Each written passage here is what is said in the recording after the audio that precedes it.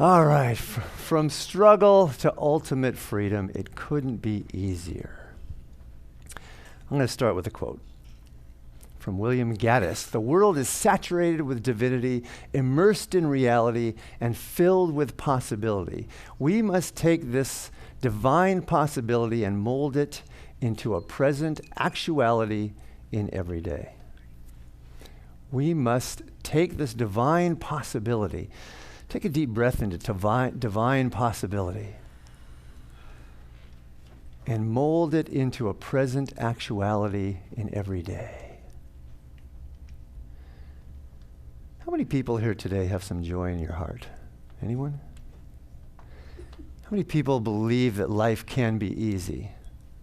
Anyone? Okay, I'm preaching to the choir. Well, I got nothing to say to you then, because that's all I was going to talk about.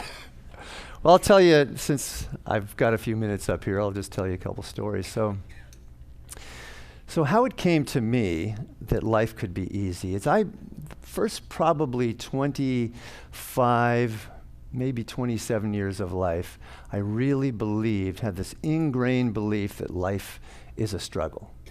And I expected things to be difficult.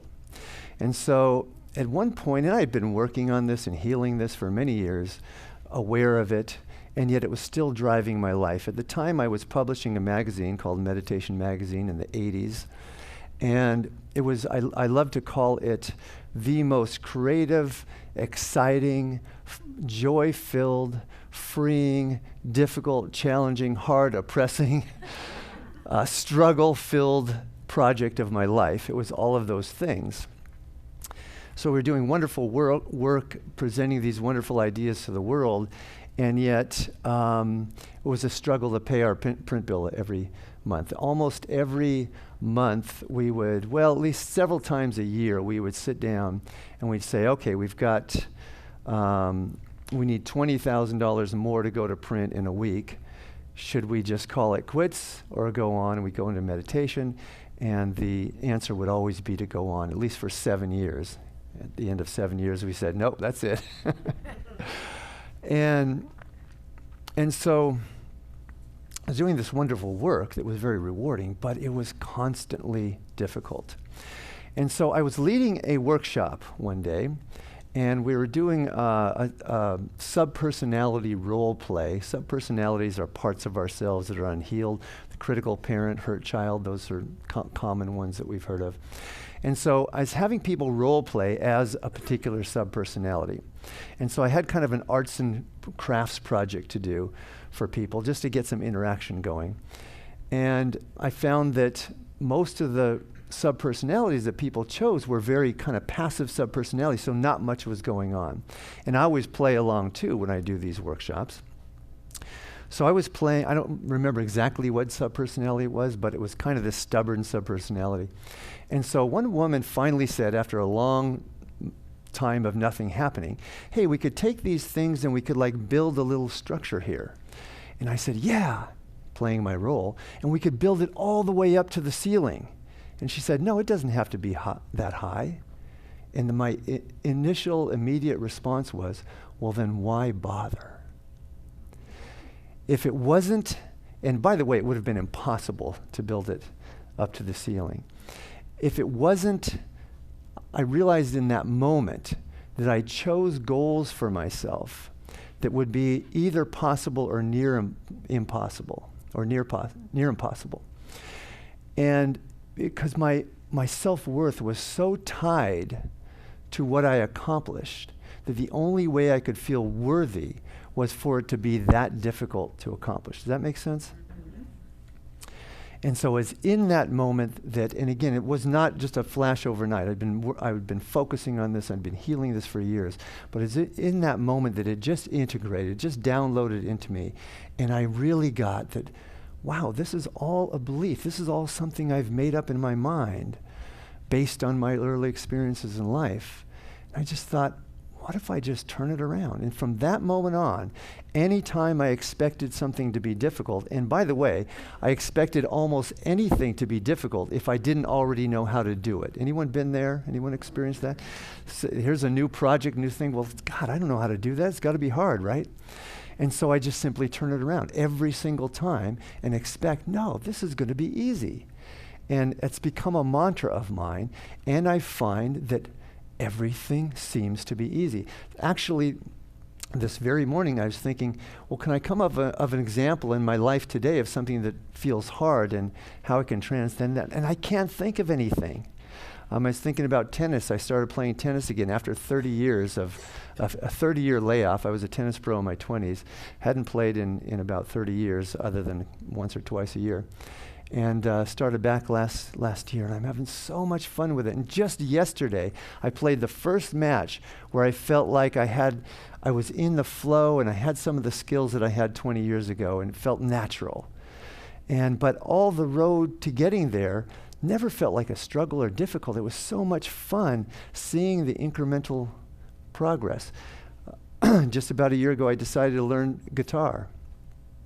And I tried several years before, and it was kind of difficult. I was learning from a DVD, and you had to learn all these chords and all this technique and, reading music, and there was a lot there.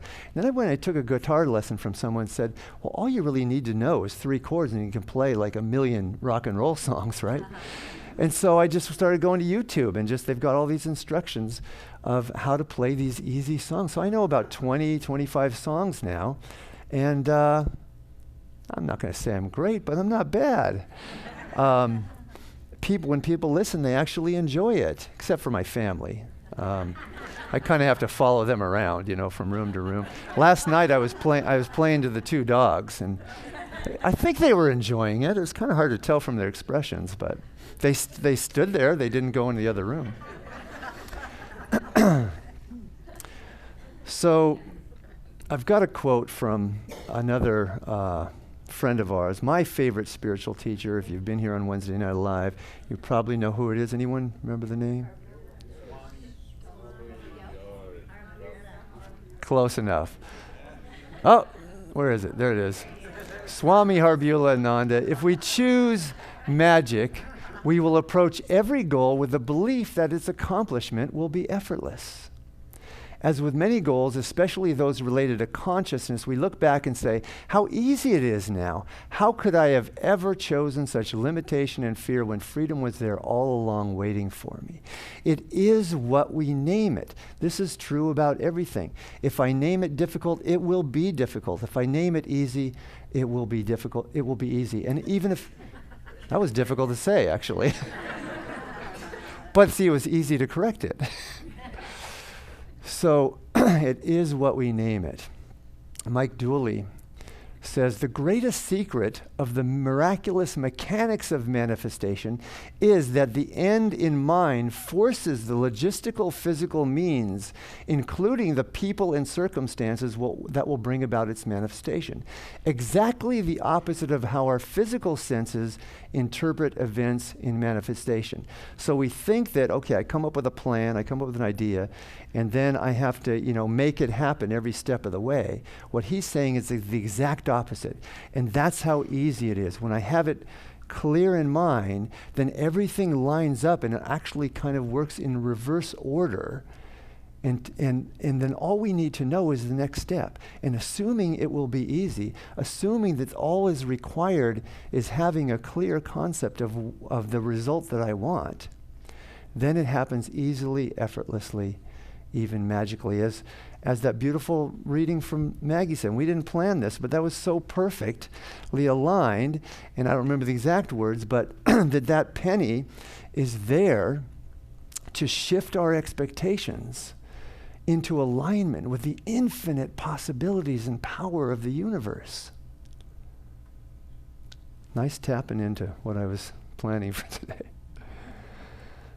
So that's how easy it can be. And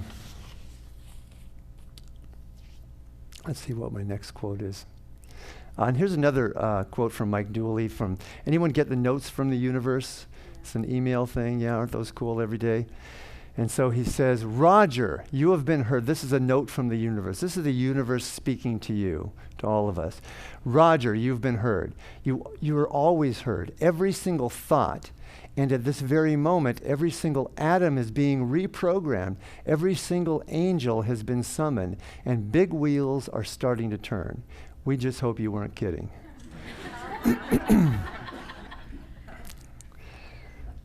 I tell you, the easier it gets, the easier it gets. And you know, my simple message that I bring everywhere, and so fun to come speak here today with my family, by the way, my community. You know, last week I spoke in Las Vegas. Last month I was speaking in Lima, Peru. A month before that I was on the East Coast in a whole bunch of places doing a tour.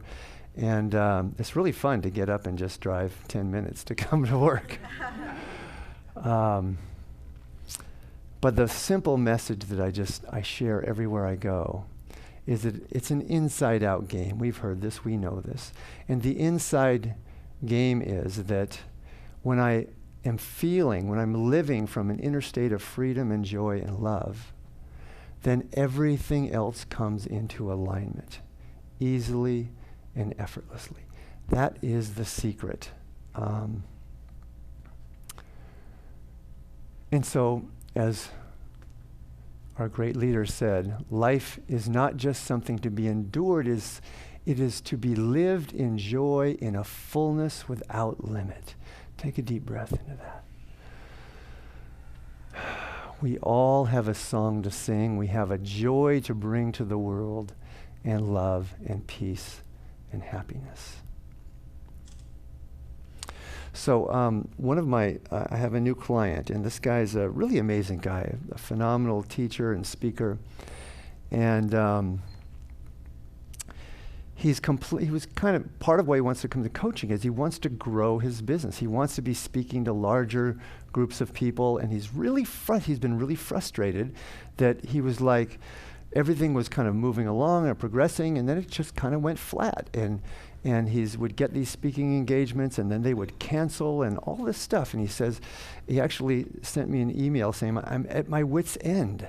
And so we kind of had a long conversation about this. And I asked him, so what was it like when your business was expanding, right? And he said, well, God, I was having so much fun. I was in joy, right? And I said, but now you're not in joy. Now you're frustrated. Could it be, rather than thinking that you are frustrated because of the way things are going, maybe the way things are going that way because you're frustrated, right? And so he tapped into that. And I said, you know, as an example, when he's sending out an email or inviting an organization for him to come speak, if he's frustrated or thinking this isn't going the way I want it to go, because he said, even if I were to realize the same success I was getting a little while ago, that wouldn't be enough because I've already been there. And I said, but don't you want to be in gratitude for what you have? That's what you were doing when it was working, is you were in gratitude for every opportunity you had, right? And I said, and you understand energy, right? So if you are sending out an email or talking to someone about coming to speak, and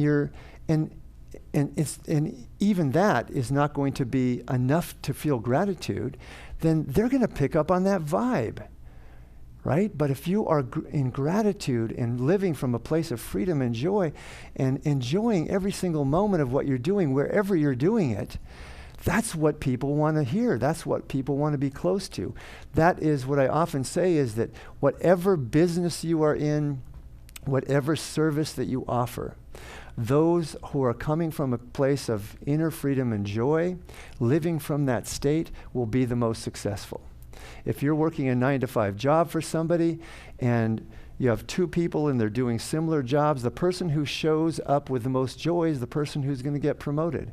If you're in sales, the person who shows up with the most joy is going to get the most sales. And my client actually said, yeah, people who have extroverted personalities are going to do better than people who are introverts. And I said, yeah, but if you have two people who are extroverts and one of them is selling because they're just trying to make money, and the other one's selling because they love people, right?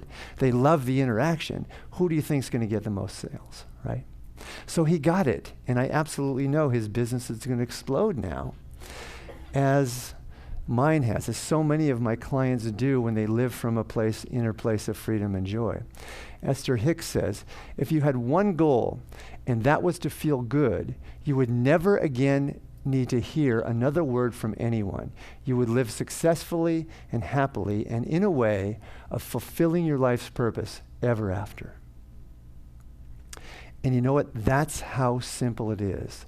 I really believe that if you took, that when we're living from this inner state of freedom and joy, then every metaphysical concept that's in every book everywhere comes into alignment without even having to understand it. Does that make sense? Because we all know people who live charmed lives who have never done any metaphysical study. Why is that, right?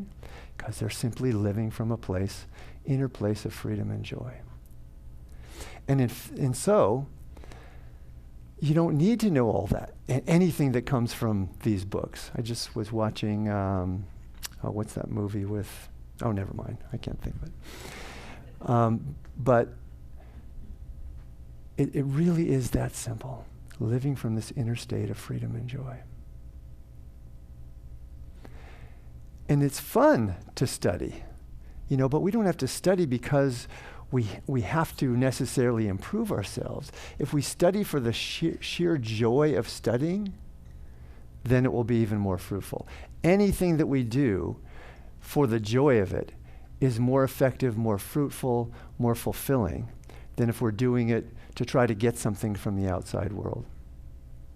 So this phrase came to me recently, that we, as human beings, we tend to inform our inner experience by virtue of what we see in the world of form. And so, but part of our journey as human beings is to turn that around, and what we're learning to do more and more is to inform the outer world as a result of what we're feeling inside. Does that make sense? And so we think, to give you an example, we think, if I just get this job, or if I get this girl or that guy, or if something changes, or if I could just feel better physically, if I could heal this thing, then I will feel good. Then I'll be fulfilled. Then I'll be at peace.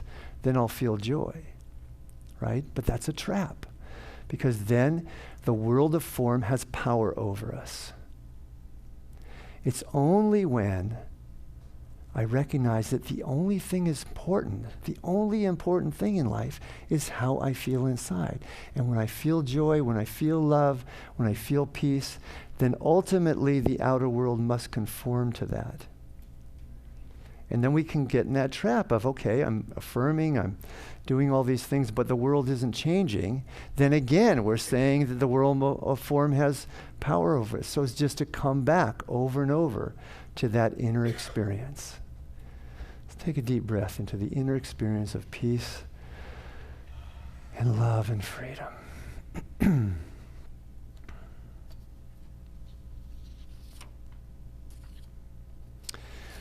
And so,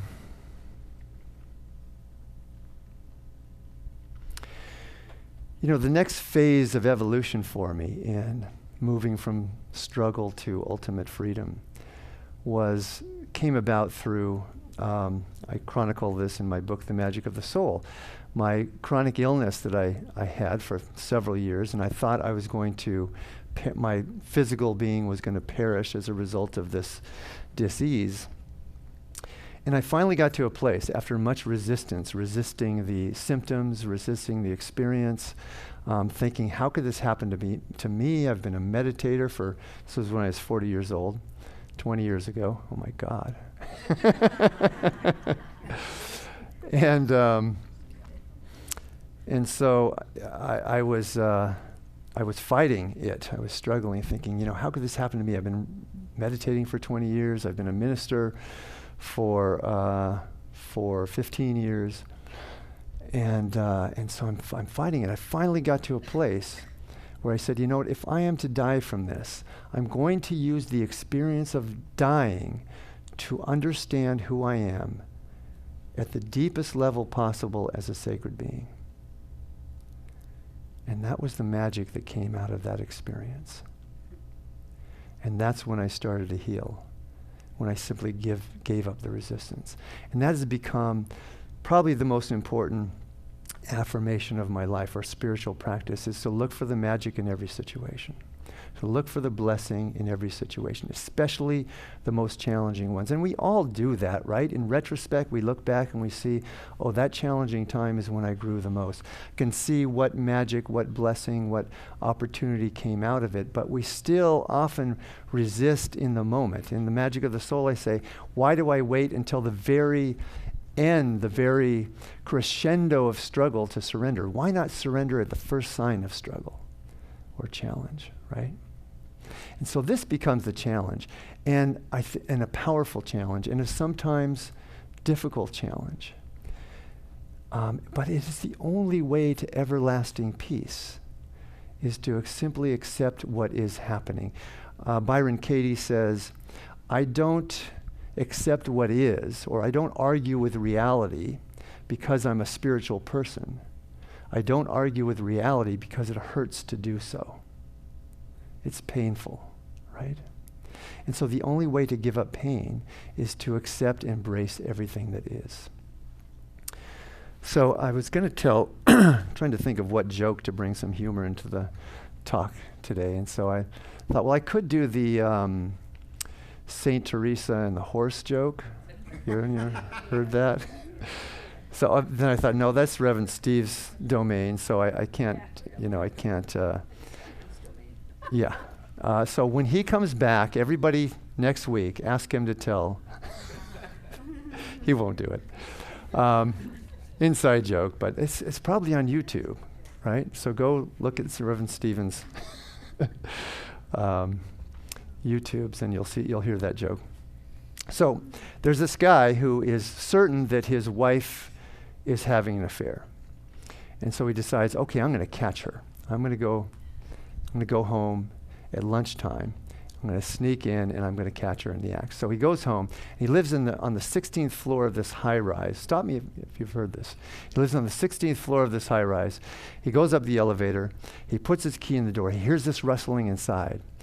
And he thinks, yes, I'm going to catch her. So he opens the door. He goes in, finds his wife lying naked in bed, but there's nobody around. He looks under the bed, he looks in the closet, looks at everyone, can't find anything. So he kind of gives up. He goes out onto the balcony, and he sees these fingers on the ledge, right? And so he goes over and he says, I caught you. And so he starts stomping on this guy's fingers. The guy's holding on for dear life, can't hold on. He falls. He falls 16 floors. He lands in this bush that saves him life. And so now the husband is like so angry, he's got superhuman powers. So he goes into the kitchen. He sees that the guy is lying there, saved by the bush. He pulls the refrigerator out of the kitchen. He hoists it over the balcony. It falls down. It lands on the guy. It crushes him. And so from the exertion of all this, the man has a heart attack and dies, the husband, right? So in the next scene, we're at the pearly gates of heaven. St. Peter's standing there, and he's kind of ushering people in. He says, it's a long line. He says, we're really, really filled up in heaven this weekend. So we're only letting in the people who died really horrible deaths. How did you die? And so the first guy in line says, well, it's the husband. And he tells him the whole story about, I think my wife is cheating. I go home. I try to catch her. The guy on the ledge, I step on his fingers. The refrigerator, I have a heart attack. St. Peter says, that's absolutely a horrible death. Absolutely. You're allowed to come in. Next guy steps up. Says, we're really, really full up in heaven now. We're only letting in the people who died really horrible deaths. How did you die? The man says, well, I live on the 15th floor of this high-rise, and there I am doing my pull-ups on the balcony ledge like I do every single day, and this madman comes out and stomps on my fingers. I fall down. I land in this bush.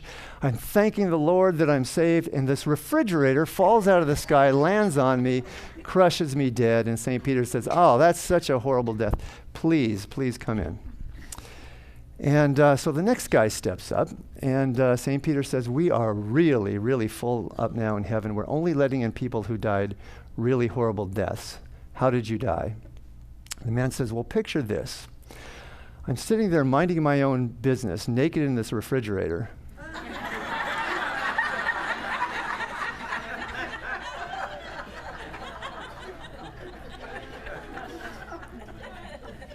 So, what does this have to do with the message of this talk? I haven't quite figured that. Oh, you got one? Help me. Be careful what you think. Be careful what you think. Good one. I also thought, the husband was really attached, right? I mean, there are different ways to handle this other than, killing people and throwing refrigerators. So it didn't turn all that well for all three of these people, right?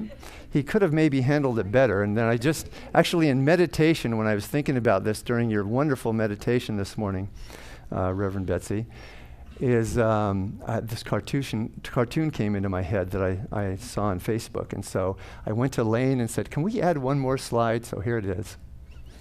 I admit I didn't handle that well, but I don't want this to discourage you from being honest with me in the future. So give Lane a big hand for last minute changes.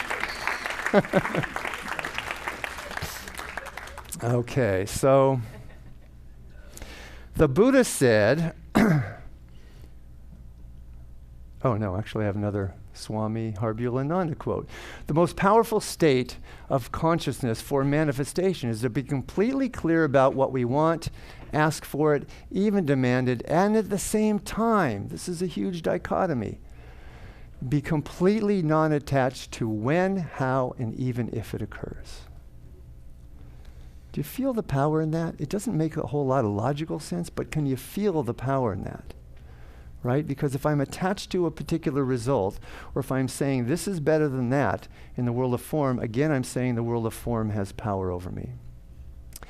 If I am non-attached to outcome, then I can be at peace in my heart no matter what happens. And when I am at peace in my heart, I have more power to manifest what I want. Does that make sense?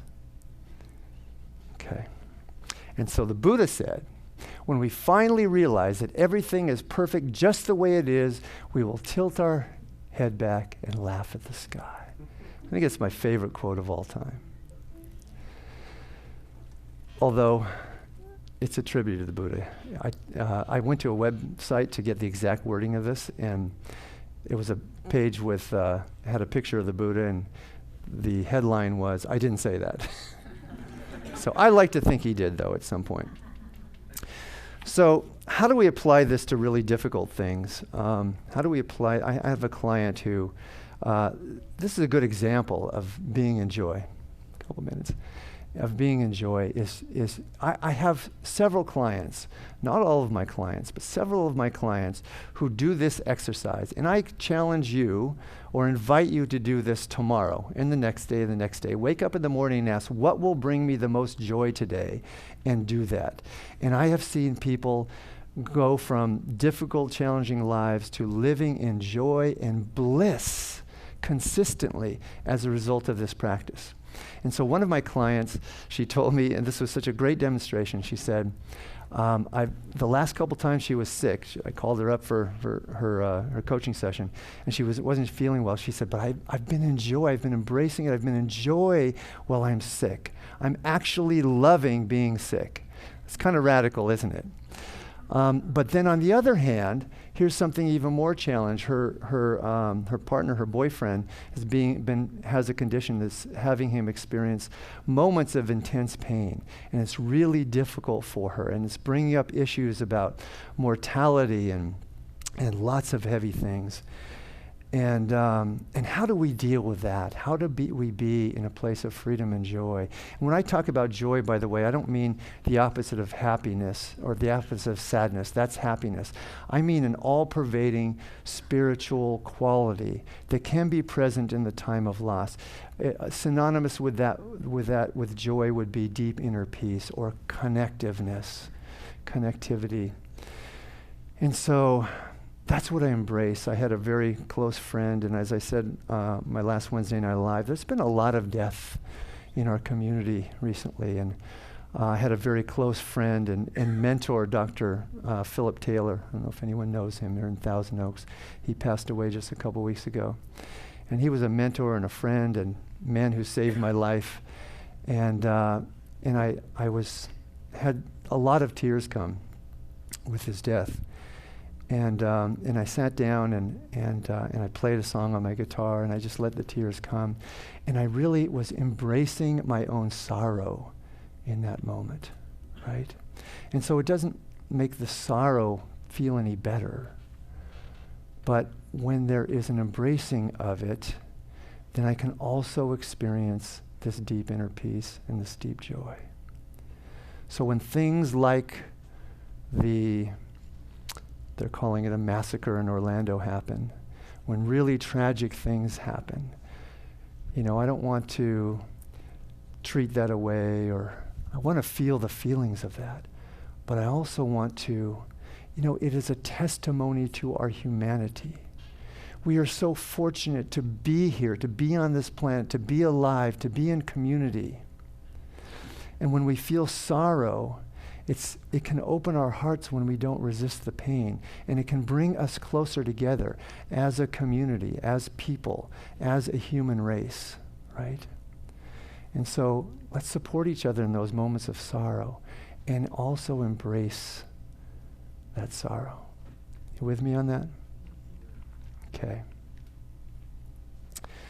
So let's go into prayer. Take a nice deep breath.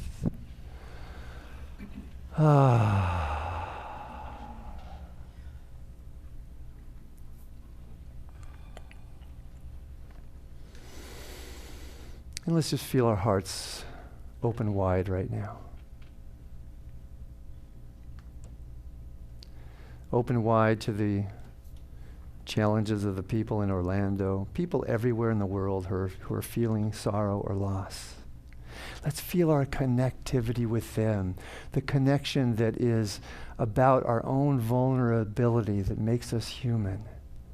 Let's feel heart-to-heart connections with everyone on this planet, with all sentient beings. Just feel that we are the field of love that is being generated as we focus on this intention. There is no separation. We are love unfolding love. Feel the power of the love within your heart, within the essence of who we are. Feel the joy, the freedom that comes out of understanding this truth about who we really are.